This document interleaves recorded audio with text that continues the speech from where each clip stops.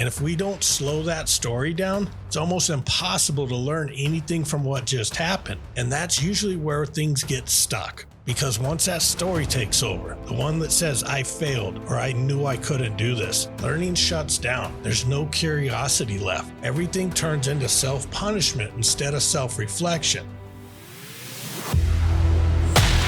You've tried to quit before. Maybe it worked for a while. Maybe it didn't. But deep down, you know sobriety isn't just about not drinking. It's about finding peace, purpose, and finding yourself again. Welcome to the Sober and Happy Podcast. Each week, Tim shares hard-earned lessons from his own decade of recovery, real talk, real methods, and the mindset that helped him turn the fight of sobriety into a life he actually loves. This is the Sober and Happy Podcast. Now, here's your host, Tim Phillips. Welcome back to the Sober and Happy Podcast. I want to talk to you about something that comes up a lot, but usually only after people are already feeling pretty discouraged. And that's the idea of starting over.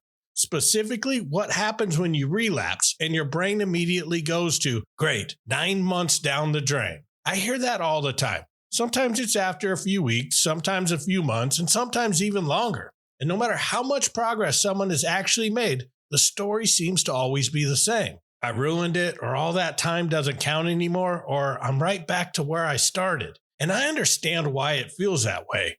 Relapse has a way of collapsing everything into this one moment. All the emotion, all the frustration, all the disappointment. It makes it hard to see anything else. But here's the thing. Starting over doesn't actually mean starting from zero, even though it might feel like it does. You don't lose what you learn. You don't lose the awareness you gained. You don't lose the experience of knowing what worked, what didn't, and where things started to crack. That stuff is still there, whether it feels like it or not. So today I want to talk to you about what's really going on when people relapse, what we could actually learn from it, and how to move forward in a way that's different, not just another attempt that feels exactly like the same one. And the place we have to start is with the relapse itself, because most people misunderstand what that moment actually means. When people relapse, the first thing that usually happens right after the drinking or the using is the judgment. Almost immediately, it turns into, I screwed up, or I failed, or I knew I couldn't do this. And once that framing is in place, everything else gets filtered through it. The relapse stops being information and starts being proof that something is wrong with you. That's why it feels so heavy. It's not just about the behavior, it's about what you think it says about you.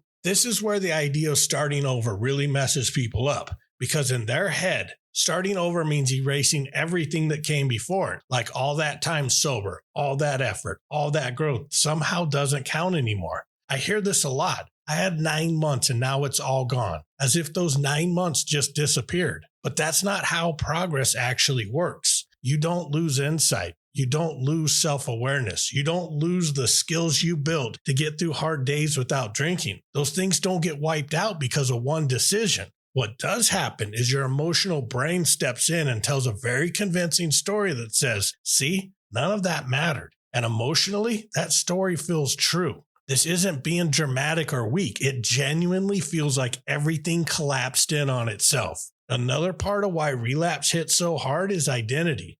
At some point, you stop thinking of yourself as someone trying to get sober and start thinking of yourself as someone who doesn't drink anymore. And when you relapse, it's not just the behavior that breaks, that identity cracks too. That's where you hear things like, I thought I was past this, or I don't understand how I ended up here again. There's real grief in that. You're building a version of yourself that you liked. You're starting to trust that person, and relapse could feel like losing them.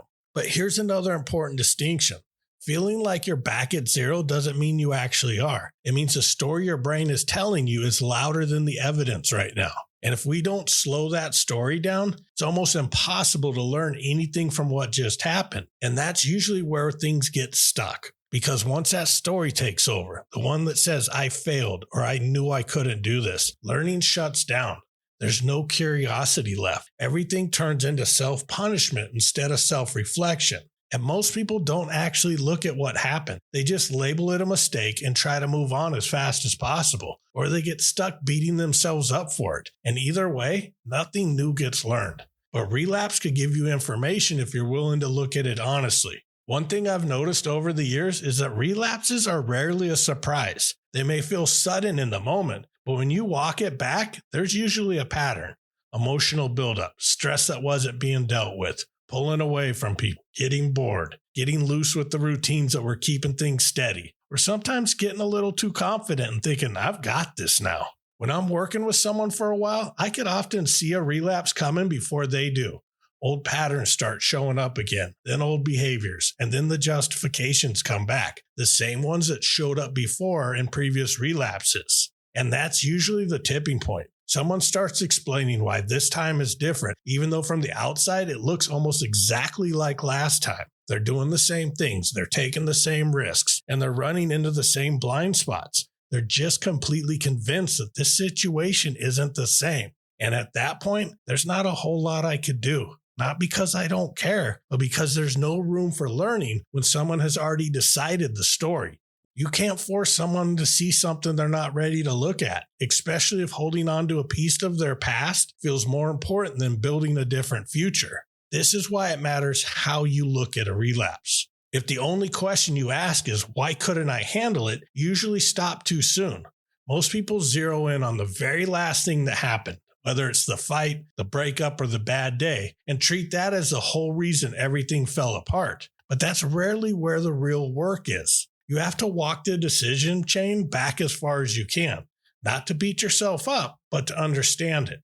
For example, I'll see someone relapse after their on again, off again partner leaves them, again, and they drink over it just like the last time. And they'll say, I drank because I couldn't handle the pain of the breakup. But when you slow it down, the real question isn't about the breakup. It's about the decision to step back into a relationship with a long history of blowing up, knowing that in the past, they haven't been able to handle the fallout without drinking. That's where the lesson is.